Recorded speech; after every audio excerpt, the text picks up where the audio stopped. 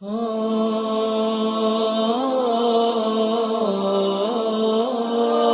قرآن مقدس کے 27ویں پارے کی سورہ مبارکہ ہے۔ اس سورت کے 3 رکوع ہیں اور 96 آیات ہیں۔ محبوب کریم صلی اللہ علیہ وسلم کا اس سورت کے بارے میں فرمان اقدس ہے۔ آقا ارشاد فرماتے ہیں کہ جس گھر میں نماز عشاء کے بعد سونے سے پہلے سورہ واقعہ کی تلاوت کی جاتی ہے، اللہ تعالیٰ اس گھر پر اپنے رزق کے دروازوں کو کشادہ فرما دیتا ہے۔ بہت سارے اصحاب رسول صلی اللہ علیہ وسلم کا یہ عمل مبارک تھا کہ وہ روٹین میں اپنے معمولات میں یہ چیز شامل رکھتے کہ نماز عشاء کی ادائیگی کے بعد سونے سے قبل اپنے گھر میں سورہ واقعہ کی تلاوت کیا کرتے تھے۔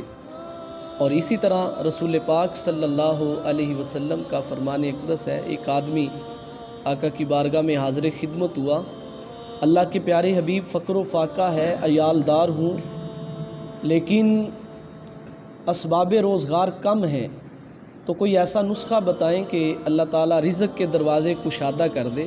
آج بھی یقیناً ہر دوسرے بندے کو یہی شکایت ہے کہ ضروریات زیادہ ہیں اور مال و دولت کم ہے۔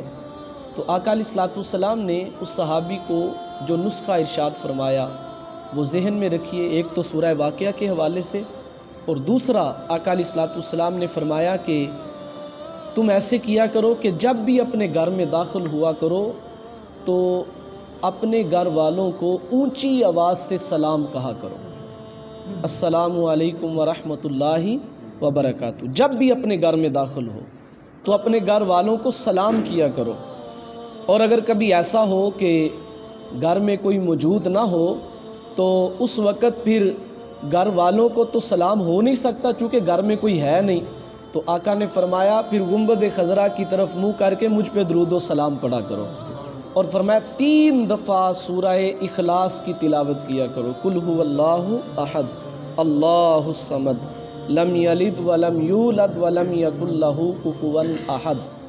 یہ عمل حضور نے فرمایا کیا کرو، اللہ رزق کے دروازے کھول دے گا۔ تو وہ صحابی چند دنوں کے بعد آقا کی بارگاہ میں حاضر ہوئے، تو آقا علیہ السلام نے پوچھا کہ کیا حال ہے؟ تو وہ عرض کرنے لگے اللہ کے حبیب اب تو اللہ نے اتنا رزق دیا ہے، خود بھی کھاتا ہوں، اپنے رشتہ داروں کو بھی کھلاتا ہوں۔ تو آج ہر بندے کو یہ پریشانی لاحق ہے کہ ضروریات زیادہ ہیں، اسباب روزگار کم ہیں، تو آقا علیہ السلام کی یہ 2 نسخے آپ بھی ان پہ عمل فرمائیں تو یقیناً اللہ تعالیٰ رزق میں کشادگی پیدا فرمائے گا۔ سورہ واقعہ یہ مکی صورت ہے، اور اللہ تعالیٰ نے اس کا ذکر جو ہے وہ قیامت کے دن سے شروع فرمایا۔ اذا وقعت الواقعہ، فرمایا کہ جب واقع ہونے والی واقع ہو جائے گی، یعنی قیامت کا ذکر ہے۔ لیس لوقعتھا کاذبہ، تو پھر کوئی بھی اس کا انکار کرنے والا نہیں ہوگا۔ جب تک بندے نے کوئی چیز دیکھی نہیں ہوتی تو تب تک اس کا انکار ہوتا ہے، اور جب آنکھوں کے سامنے وہ کسی چیز کو دیکھ لے تو پھر اس کا انکار ممکن نہیں ہوتا۔ جس طرح آپ دیکھیں پوری دنیا میں آپ کو مختلف مذاہب کے لوگ ملیں گے، مختلف نظریات ہیں، مختلف مذہب ہیں، مختلف سوچ رکھنے والے احباب ہیں، لیکن آپ کو جو ہے وہ موت کا انکار کرنے والا کوئی گروہ نہیں ملے گا۔ ایسے لوگ تو موجود ہیں جو اللہ کی ربوبیت کو نہیں مانتے، یعنی دہریہ ٹائپ ہیں، وہ کہتے ہیں کائنات خود بخود وجود میں آ گئی، کوئی اس کو بنانے والا نہیں ہے، وہ لوگ موجود ہیں۔ اور بہت سارے لوگ ہیں جو بہت ساری چیزوں کا انکار کرتے ہیں، لیکن کوئی مذہب ہو، کوئی فرقہ ہو، کسی بھی سوچ اور فکر سے تعلق رکھنے والا آدمی ہو، کوئی بھی آج تک موت کا انکار نہیں کر سکا۔ کیوں؟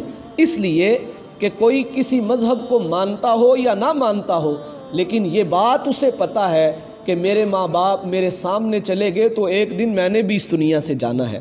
تو جو چیز بندے کے سامنے وقوع پذیر ہو جائے پھر بندہ اس کا انکار نہیں کرتا، بلکہ سورہ یاسین میں اللہ تعالیٰ نے ذکر فرمایا کہ جب اللہ تعالیٰ نے یہ آخرت کا کنسیپٹ آقا علیہ السلام کی زبان سے بیان کیا کہ قبر کے بعد دوبارہ زندگی ہے، تو کافر آقا علیہ الصلوۃ والسلام کے سامنے آئے اور اپنے ہاتھوں میں بوسیدہ جو ہے وہ قبر میں سے ہڈیاں بوسیدہ ہو چکی تھی، جن کا چورا ہو چکا تھا، تو وہ پکڑ کے آقا کے سامنے لائے اور انہیں مسلا اور ان کے ذرات گرے، تو وہ کہنے لگے کہ کیا اللہ ان ہڈیوں کو دوبارہ زندہ کرے گا؟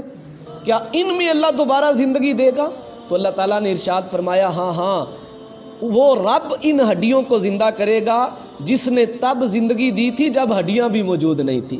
تو جس نے پہلی دفعہ زندگی دی اس کے لیے دوبارہ بنانا کوئی مشکل ہے؟ تو موت کا کوئی انکار نہیں کرتا، کیونکہ موت کو اپنے سامنے رقص کرتا ہوا لوگ دیکھتے ہیں، تو انکار ممکن نہیں۔ اللہ نے فرمایا اذا وقعت الواقعہ، آج کہتے ہیں کہ قیامت کب آئے گی اور کب ہوگا وہ روز حساب، اور کب پوچھا جائے گا ہم سے، اور کب میزان عمل جو ہے وہ رکھا جائے گا، اور کب ہمارے اعمال تولے جائیں گے۔ آج کسی کو کہیں کہ قیامت کا خوف کر، تو اس کے دو طرح سے انکار ہے قیامت کا۔ ایک تو جو ہے وہ بندہ فکری انکار کرتا ہے، وہ کہتا ہے کہ میں مانتا ہی نہیں ہوں کہ قیامت آئے گی، تو وہ جو ہے وہ اہل اسلام سے ہٹ کے لوگ ہیں جو دوسرے مذہب کو ماننے والے۔ اور ایک اس کا عملی انکار ہے کہ بندہ مانتا تو ہے کہ قیامت آئے گی، لیکن اس کا عمل اس قدر برا ہے کہ جیسے اسے خوف ہی نہیں کہ قیامت نے بھی آنا ہے اور مجھ سے جو ہے وہ پوچھا بھی جانا ہے۔ اور آج دیکھ لیں آپ کو عملی انکار کے بھی لوگ جو ہیں وہ کم نظر نہیں آئیں گے۔ آپ کسی سے بات کر کے دیکھیں تو قیامت کا مذاق اڑاتے ہوئے لوگ نظر آئیں گے، اور ایسے جیسے کوئی خوف ہی نہیں ہے، اور ایسے کہ جیسے پوچھا ہی نہیں جانا اور یہ دن آنے والا ہی نہ ہو۔ اس طرح ہمارے اعمال ہو چکے، شب و روز دن رات یوں گزرتے ہیں کہ جیسے قیامت واقعی نہیں ہونے والی اور ہم نے جواب دینا ہی نہیں اپنی زندگی کا۔ تو اللہ نے فرمایا اذا وقعت الواقعہ، جب قیامت آ جائے گی، واقع ہونے والی واقع ہو جائے گی، لیس لوقعتھا کاذبہ، پھر کوئی اس کا انکار کرنے والا نہ ہوگا۔ خافضۃ الرافعہ، فرمایا اس دن کسی کو عزت کا تاج پہنایا جائے گا، اور فرمایا کوئی ذلت کے گڑھوں میں دھکیل دیا جائے گا۔ اب باعث عزت کون ہوگا؟ جس نے اپنی زندگی اپنے رب کی منشا و مرضی سے گزاری، اپنے رب کی اطاعت و فرما برداری میں گزاری، محبوب کریم صلی اللہ علیہ وسلم کی تعلیمات کی روشنی میں گزاری۔ فرمایا قیامت کے دن اللہ عزت کا تاج عطا فرمائے گا۔ آج زمانہ عزت نہیں دیتا تو نہ دے میرے بھائی، آج دنیا میں بھی ہم عزت اسے دیتے ہیں جس کے پاس مال و دولت ہے، اور جو ہے وہ آخرت میں بھی اگر عزت اس کی ہوگی جس کے پاس مال و دولت ہے، تو پھر مجھے بتائیں کوئی عمل کی طرف جائے گا کیسے؟ اللہ نے واضح طور پہ کہہ دیا ان اکرمکم عند اللہ اتقاکم، تمہارا مطمع نظر عزت کا مال و دولت ہو سکتا ہے، لیکن تمہارے رب کے نزدیک عزت والا وہ ہے جو تقوی والا ہے۔ لیکن ہماری بدبختی یہ ہے کہ ہم اس قدر اپنے آپ کو بدل چکے ہیں کہ دین کے اسٹیجوں پہ بھی ہم مہمان خصوصی اس کو رکھتے ہیں جو کل شراب خانے میں مہمان خصوصی تھا، جس کو کل جو ہے وہ شراب خانے کی اوپننگ کے لیے مہمان رکھا گیا تھا، آج دین کے اسٹیج پہ بھی اس کو مہمان خصوصی رکھا جا رہا ہے۔ اسی لیے برکت بھی اٹھ گئی اور اثر بھی ختم ہو گیا، اور اعمال کا سلسلہ بھی کمزوری کی طرف جا رہا ہے۔ واعظ و نصیحت بھی ہو رہی ہے، تبلیغیں بھی ہو رہی ہیں، مبلغین بھی موجود ہیں، سب کچھ ہونے کے باوجود بھی امت پھر بھی جو ہے وہ بد اعمالی کی طرف کیوں بڑھتی چلی جا رہی ہے؟ تو اس میں بہت ساری چیزیں ایسی ہیں جو ہم نے حقیقت سے ہٹ کے رکھی ہوئی ہیں، جس طرح ان میں سے ایک چیز ہے کہ ہم مہمان خصوصی دینی پروگراموں کا بھی ان کو رکھتے ہیں جو کل شراب خانے میں مہمان خصوصی تھا، آج آپ کو مسجد میں مہمان خصوصی نظر آئے گا۔ تو کبھی اس کو مہمان خصوصی بنا کے دیکھیں نا، جس بیچارے کی تہجد بھی کبھی قضا نہیں ہوتی، بظاہر کپڑے پھٹے ہوئے ہیں، جوتا ٹوٹا ہوا ہے، لیکن اس کی پیشانی سے سجدوں کا نور ظاہر ہوتا ہے، اور اس کی زبان سے اللہ کے ذکر کی چاشنی ہے، اور اس کے ہاتھ جو ہے وہ ہمہ وقت تسبیح پکڑ کے اپنے رب کا ذکر کرتے رہتے ہیں۔ کبھی اس کو مہمان خصوصی بٹھا کے دیکھیں کہ جس کو زمانہ نہیں جانتا لیکن عرش والے سارے اس سے واقف ہیں، زمانے کو نہیں پتا کہ یہ کیا ہے لیکن عرش والے اس سے واقف ہیں کہ یہ اللہ کا محبوب بندہ ہے۔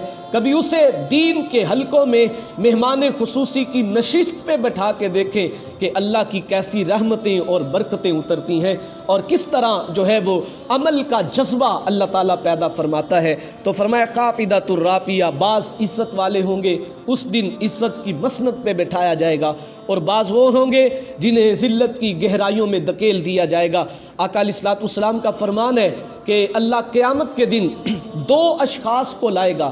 ایک وہ شخص کہ جسے پوری زندگی میں کبھی کوئی تکلیف نہیں پہنچی، پوری زندگی میں کبھی کوئی غم، کبھی کوئی تکلیف، یہاں تک کہ سر درد یہ ادنا سی تکلیف ہے، یہ تکلیف بھی اسے نہیں پہنچی۔ ایسے آدمی کو اللہ لائے گا قیامت کے دن کہ جسے تھوڑی سی تکلیف بھی نہیں پہنچی، تو اللہ تعالیٰ اس کو ایک گوتا لگائے گا جہنم میں، اور جہنم سے باہر نکال کے اسے پوچھا جائے گا کہ تو نے کبھی کوئی راحت دیکھی ہے، کبھی کوئی آسانی دیکھی ہے، کوئی خوشی دیکھی ہے؟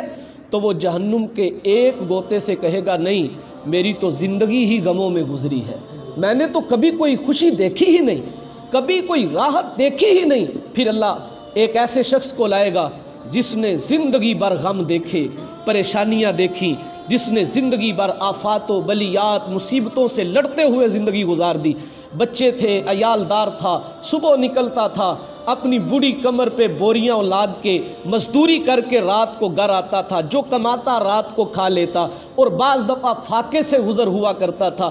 اس طرح جس نے زندگی گزاری ہو، پریشانیاں ہی پریشانیاں، مصیبتیں ہی مصیبتیں، دکھ ہی دکھ، تکالیف ہی تکالیف، تو آقا فرماتے ہیں کہ اللہ اس شخص کو جنت کا ایک پھیرا لگوائے گا۔ پھر اللہ اسے پوچھے گا تو نے کوئی غم دیکھا ہے؟ وہ کہے گا مالک میری تو ساری زندگی بڑی خوشی سے گزری ہے، مجھے تو پتہ ہی نہیں غم کیا ہوتا ہے۔ تو میرے بھائی یہ مختصر زندگی ہے، اس مختصر زندگی میں ہم آخرت کو برباد کیوں کریں؟ 60 70 سال 80 سال کا دورانیہ ہے، گزر جائے گا، صبر اور شکر سے گزاریں۔ اللہ نے آخرت میں ایسی عزتیں رکھی ہیں جو کسی اور کو عطا نہیں ہوں گی۔ اللہ فرماتا ہے کہ کوئی سایہ نہیں ہوگا میرے عرش کے سائے کے علاوہ۔